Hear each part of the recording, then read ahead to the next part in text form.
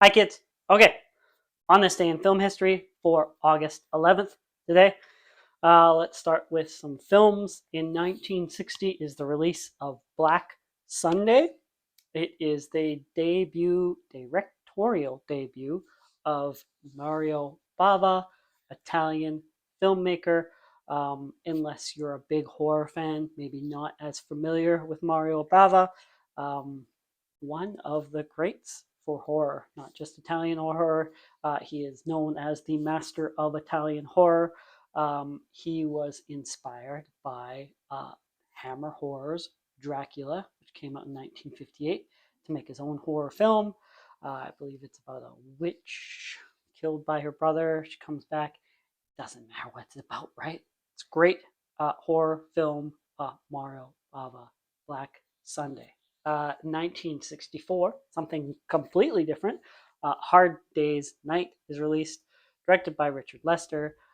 The Beatles film, the first of the two films. This one is my preference. One of my favorite films. This was, it's also the title and features the music from their third studio album, so it's a good tie-in there. Um, Notable that their first studio album, Please Please Me, came out in March of 63, and then With the Beatles, the follow-up, came out in November of 63, and then the album, A Hard Day's Night, came in July of 64. So 16 months, their first three studio albums are released. Add another month, 17, they have three studio albums and a film released. They were busy, taking advantage of that Beatlemania.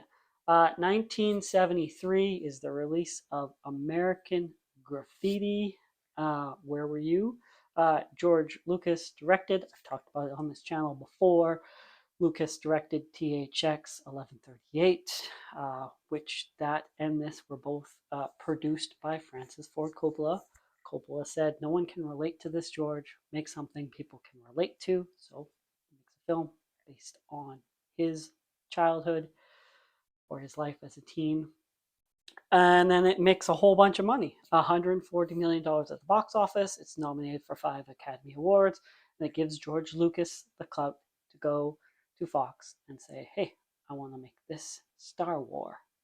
He makes a Star Wars and changes things.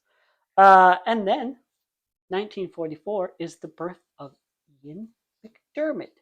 Um, Speaking of Star Wars, Scottish born actor, theater debut in Hamlet in 1972. And then, of course, everyone knows him.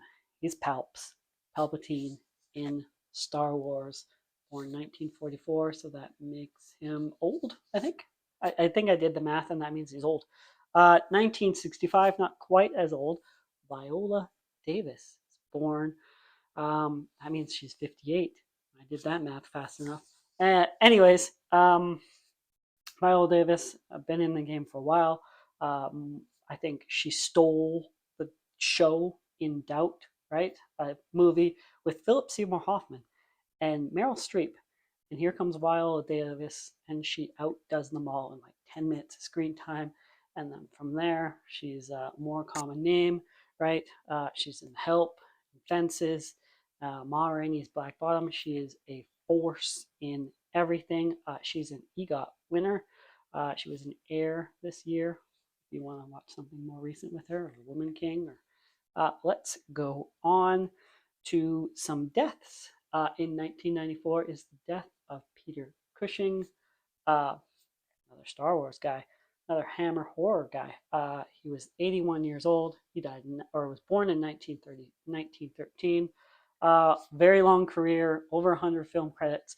Struggled until Hammer horror, and then he's in all of those great Hammer horror films. Christopher Lee, and then obviously George Lucas is a fan, puts him in a Star War. And then 2014 is the death of Robin Williams. I think I talked about him yesterday in the Aladdin thing. Yeah, for people of a certain generation, he is their childhood, and even other generations, I suppose. Mork and Mindy, he was 51, committed suicide, was suffering with Lewy body dementia, was not feeling himself, suffered with regular dementia his whole life. Very unfortunate. I don't have to tell anybody who Robin Williams is. Thank you for watching this. Like, subscribe. See you tomorrow.